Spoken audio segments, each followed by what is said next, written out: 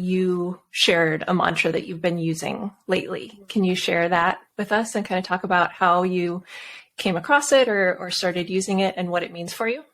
Absolutely. So I can start with my morning routine, which is imperfect.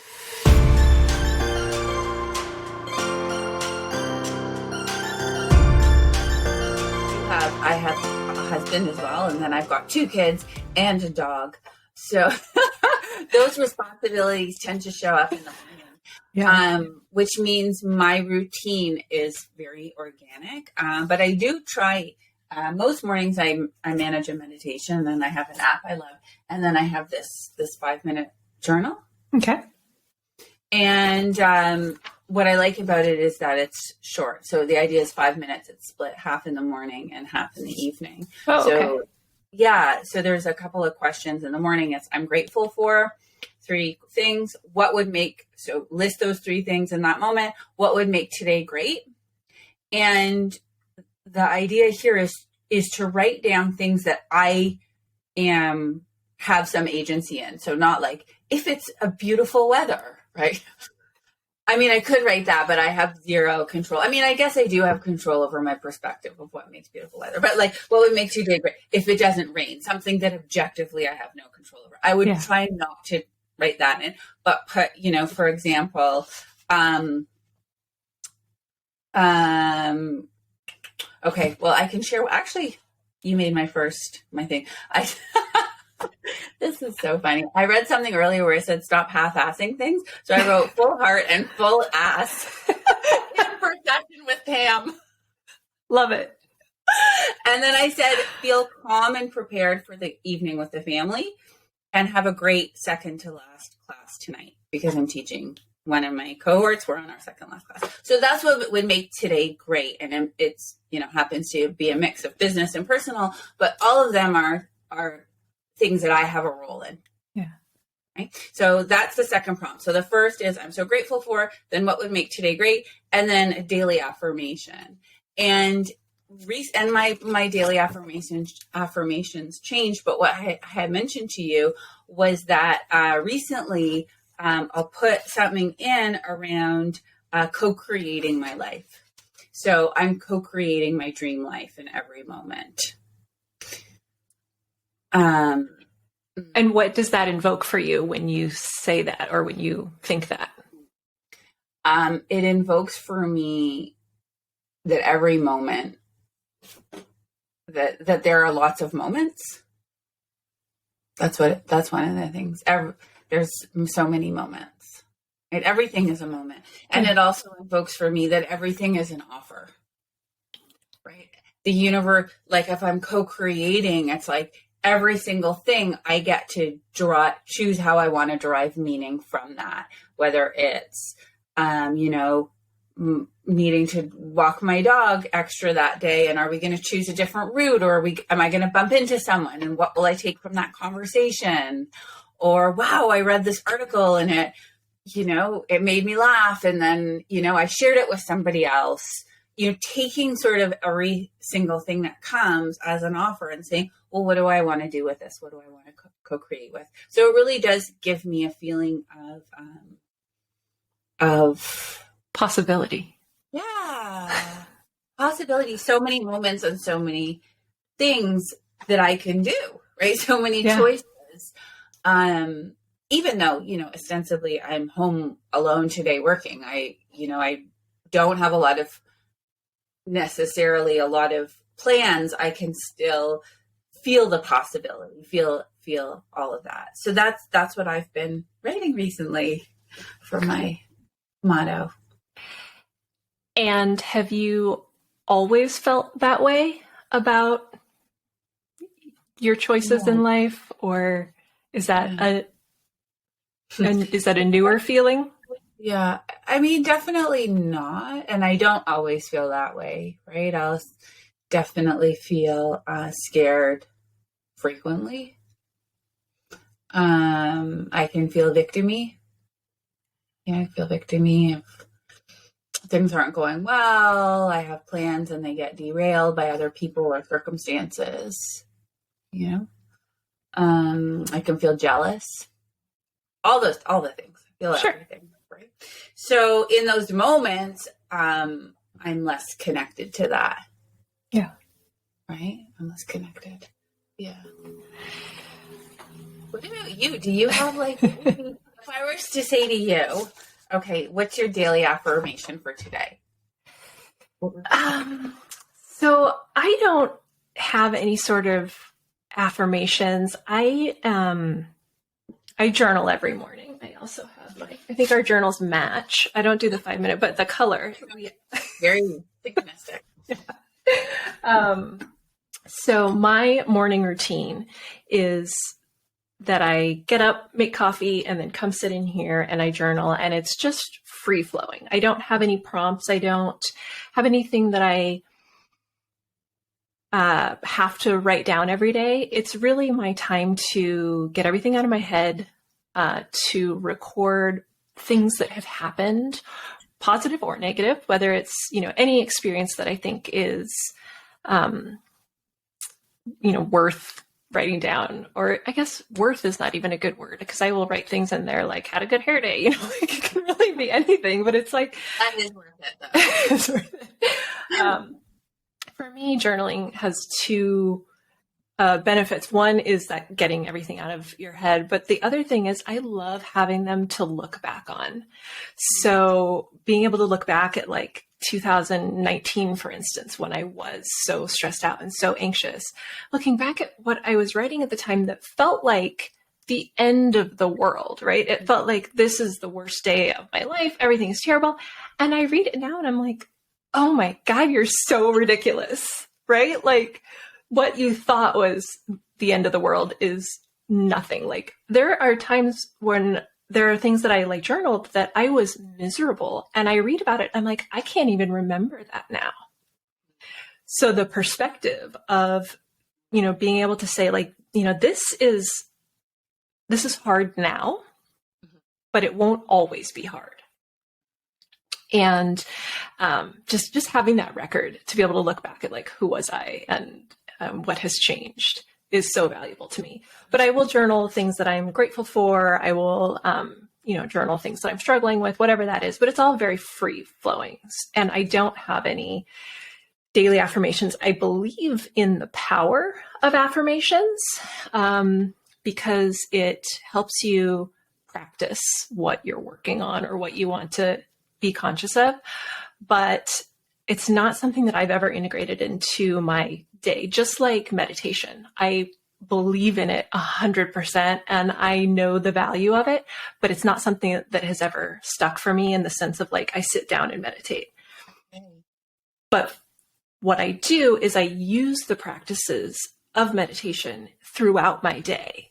So if you think about like what meditation is for, it's really about allowing you to let go of thoughts and that they arise in your consciousness and you don't have to hold on to them. You don't have to feel this emotion or believe this thought or believe this story or whatever. It's like it comes up and you can go, oh yeah, that's there, and let it go. And that practice of meditation, if you bring that principle into your everyday, you can create that flow of not getting carried away by thoughts or things that arise throughout your day. So I actually just had an experience of that on Saturday. So CK's birthday was yesterday. So we started birthday celebrations on Saturday. And he wanted to have pizza for his birthday. So I went out to pick it up.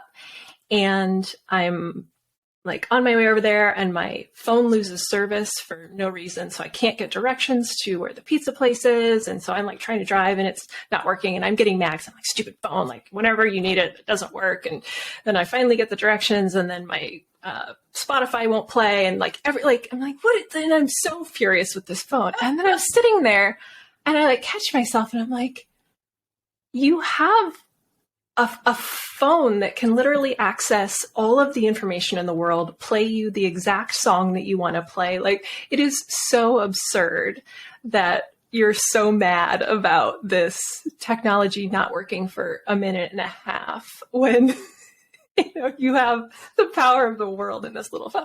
So I was able to separate that, like, instead of being angry and like having it ruin my night and like just getting carried away by this anger at my technology, I was able to like step back and go, this is ridiculous. This is so funny. So how did you like catch it in the moment, and what did you say to yourself? Yeah. So 3 years ago, I wouldn't have been able to do that. I wouldn't have had the practice of noticing it and reframing and shifting. But through practice, through developing awareness and being able to really just create that space between having a thought and having a reaction, and then letting that reaction carry you away. It's really just that development of awareness and using the meditation principles every day. And it's a muscle that the more you do it, the easier it is. And as with so many things in life, just the awareness, like just that half a second of going, this is ridiculous, was all it took to snap me out of it, and to make, actually, I laughed at myself and was like, you're being silly. And then it was fine.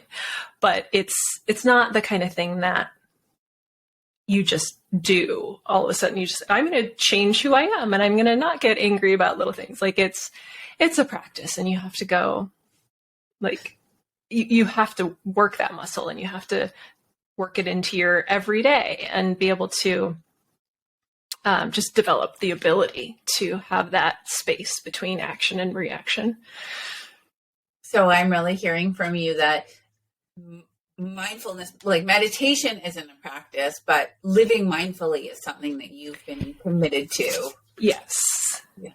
Yeah, absolutely. That is, I would say, the biggest shift in how I feel and behave throughout the day was creating that awareness of that every thought that comes through your head doesn't have to be taken at face value, that you don't have to believe everything that comes into your head. You shouldn't. You absolutely shouldn't. All right. Okay. But I have a couple questions about journaling, because you said you free flow. Mm-hmm. Do you have any constraints? Like, do you say I'm going to journal for 20 minutes or 3 pages or nothing? No. Yeah. As soon as I put rules on things, I tend to not do them, because then it becomes work, or it becomes an obligation instead of something that I'm choosing to do. That makes sense. Makes sense. Yeah. It's so interesting, because for some people that's really motivating to have that, especially like you can check it off and the system, and there's some kind of security in that. And then for others, it's a turn off. And it sounds like for you don't want that.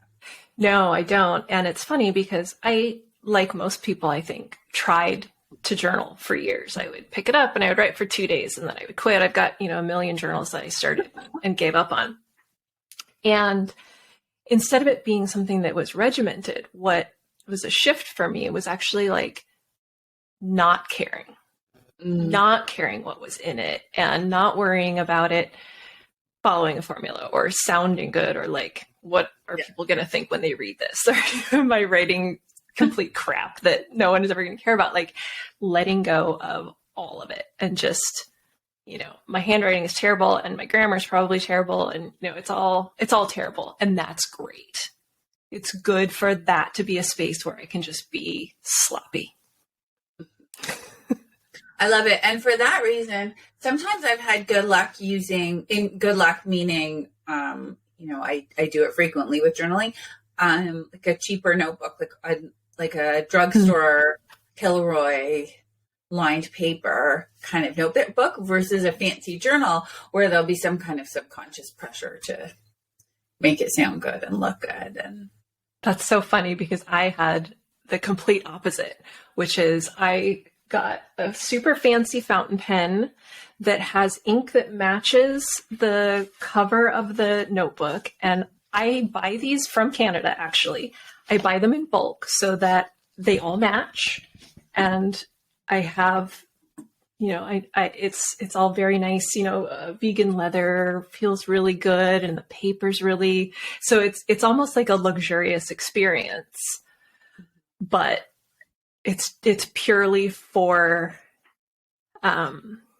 enjoyment, not for any sort of like, you have to follow this or you have to write 3 things you're grateful about, like not having any rules, because I have the perfectionistic tendencies everywhere else. Yeah. That here I just have to be like not perfect. Yeah, free. I love it. Good. Okay, so in your journal, you don't have any rules. You don't write affirmations. No. And I'm going to challenge you for just a question. Right now, if you were to think of just an affirmation for the day, now full permission, your affirmation can change every day. Yeah. I'm not getting a tattoo. Just like tell me what's an affirmation today, a Pam affirmation. Okay. Let me think for a second. So I think that what is important for me right now is to say it's okay to take time off. Because being the holiday season, it's really busy for e-commerce. My business is this is the busiest season of the year. And it's really easy for me to get into a cycle where I'm constantly checking stats or, refreshing clients, their numbers, and I end up spending a lot of time doing things that aren't actually of any value at the end of the day. So what I'm really working on right now is I've got a to-do list of what my priorities are. And once those are done, stepping away and like Sorry. It's okay. Consciously limiting myself so that I won't just, so like if I finish my to-do list and it's only 2:00, that's okay. You don't have to work 6 or 8 hours a day. If you've gotten done everything that needs to get done, go do something else. Step away. But I have a lot of long-held stories about productivity and about needing to be doing something that is producing or is of value, and not relaxing, not just sitting down and reading a book or whatever. So yeah, it's okay to take time off, I think is my mantra. Yeah. Okay. So earlier you said that inner leadership is taking responsibility for your world. And I think that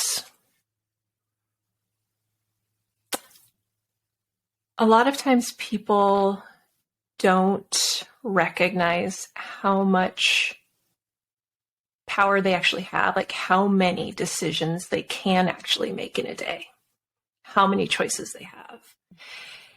And we talked a little bit about, me being ridiculous and being able to choose to not be angry about my phone not working.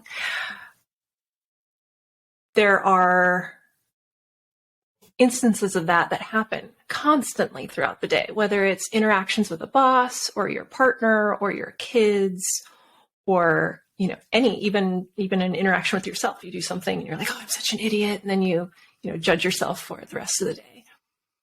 So I think that is one of the base things that I want people to start to grasp and start to have awareness around, that you have so many more choices in a day than you may think that you do on, surface level. And that by taking responsibility for those choices and not just kind of letting your day take you away or letting your emotions take you away, that you can take responsibility for how you're acting, how you're reacting, how you're feeling, how you're interacting with other people, how you're engaging with people around you, and that you can start to make those small shifts, those incremental changes in how your day flows and how you feel about what you're doing and how you're spending your time doing, or how you're spending your time. And that builds a foundation for you to be able to do all of the higher level work that I think a lot of people aspire to, or they go to therapy because they want to deal with these big issues, but you can't work on the big issues until you have that foundation of just recognizing, like, oh, I have a choice in this moment. And I think something that helps me with that is this idea that the outside conditions will never be perfect. It's never to say that everything is going well and that your boss, isn't being unreasonable or life Right. isn't fair for you, right? It's not, life isn't fair for all people. Yeah. In any way, shape, or form. Like, equality and equity do not exist. Mm-hmm. So it's okay. How in that moment, how can I show up and contribute to the situation in a way that I feel that I'm getting what I want out of it, or I'm getting the most out of it, or I'm making the contribution that I want. I'm being intentional about that moment. So something around those, like, they can be small choices, and they can be in awareness that, wow, not all the conditions are what I want them to be. And still, how am I going to choose to play with and be with and create from whatever is here right now? And I'd like that you just use the word intentional. Because I think that's the key, is you are being intentional with your behavior, with how you're participating. You're not just, flowing around all over the place and getting carried away by every little thing that happens. You are you're not just reacting, you're creating. Yeah. Right. And so even when you think about your intention, or, it's okay to take time off, think about all the small choices. Some would be big, like shutting down the computer, but some wouldn't be as, not big, but wouldn't be as obvious.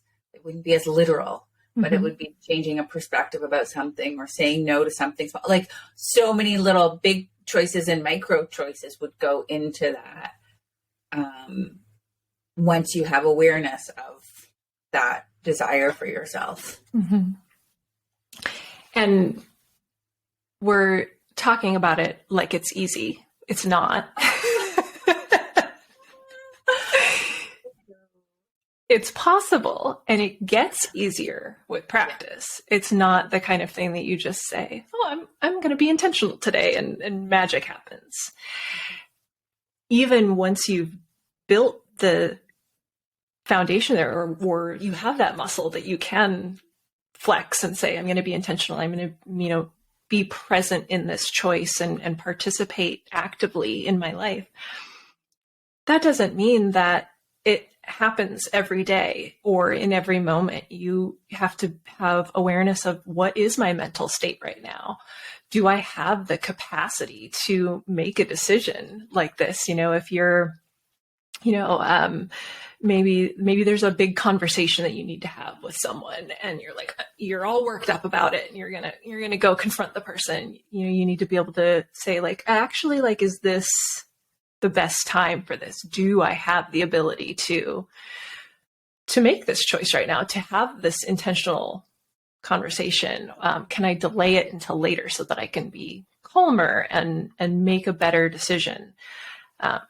It's just because you build the ability to have this presence and make intentional choices doesn't mean you can do it in every moment. Maybe you're just hungry, and it's not going to be easy. It's so true. What have you found for you? Like you mentioned, the energy management is one is one aspect. What else have you noticed for you about like what makes it, when is it easier and when is it harder for you to make intentional choices? Yeah. Well, there's a lot. So if I am overworked and distracted, it's much harder for me to make good decisions or intentional decisions. I also have a pattern that I get a little righteous, like I'm smarter or you're being an idiot or whatever. And when I'm right. Yeah, I'm right. And so when I'm in that thought pattern, if I react, if I shoot off an email, it is never the right choice. It's never the right outcome. And I've had to learn that through making the mistake many times. So I've developed the ability now to recognize, like, oh, I'm being righteous. I'm feeling better than. And so I think it's just those moments when you feel I think it's any sort of like amped up energy for me. If I'm not calm, if I'm not you're not grounded. Yeah. And different things can cause that, whether it's, work stress or feeling short on time, anything that is really making me get like this, then I'm not going to make good decisions. Right.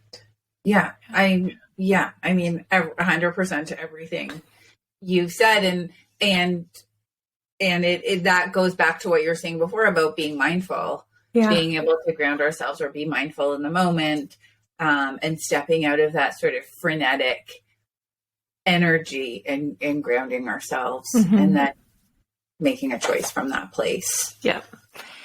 And I think also having compassion for yourself, and knowing that you are not going to be perfect. You're going to make choices that in hindsight you maybe didn't want to, or wasn't the best choice in the moment.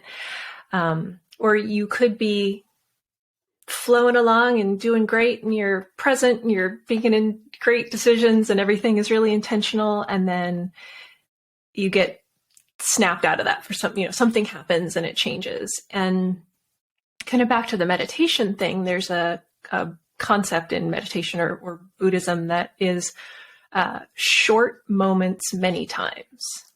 Like that's the idea behind meditation. It's not like 10 minutes of bliss that you're meditating. It's your thoughts are constantly coming in and you actually only get a few seconds of not having thoughts. So it's those short moments of clarity or of a quiet mind many times over that create the benefits that you get from meditation. And the same thing is true about building awareness and making intentional choices. You do them. You have short moments many times of awareness and intention and presence, and that builds. I love it. And you're reminding me of something that I heard recently on a podcast. I forgot who the writer is, but we can look it up and make a note of it. The book was, the concept is around moments and like memories and sort of what becomes a memorable event crystallized within us forever. And the example they used was an amusement park. And, going with your family to the amusement park. And most of the day is spent in line. You're waiting, you're spending a lot of extra money, like nothing is great quality. You're waiting. And then the roller coaster or ride, of your choice is like, 60 seconds. Yeah. Right. Yet that's the part that you remember. Yeah. And so really we're not, it's short moment. It's a short moment. that's what stands out. And then they use this example of some hotel. Actually, I think it was in California, and it was a motel, but they had, and just a standard motel in most ways, but they did certain things to elevate the experience. And one of them is they would bring kids a popsicle on like a silver tray, like a butler tray or whatever. Like someone fancy would come out and deliver. So they just had certain little things like that. And the hotel was, sold out. And, all these amazing reviews on TripAdvisor, because it would have these special, unique things that, we don't experience. So different concept, but this idea that we're not going for, perfection, like it's perfect white glove service, surprises all the time, or you're on the roller coaster all day. That wouldn't be sustainable, right? Yet it is these consciously choosing, like, this is going to be exciting, or this is going to be mindful, and then creating those opportunities for ourselves, seeking those out or creating them. Yeah. It makes me think of something that I heard also about successful relationships. And how one of the indicators of a relationship being successful is if you watch them, the couple, communicate, and watch how the person who is supposed to be listening is responding to the other person. And it's not, like you're not, super, animated. It's little, just going, it's just like tiny acknowledgments to the other person that I'm, yes, I'm here with you. Yes, I'm paying attention. It's those little tiny indicators that you are listening to their story, no matter how mundane it is.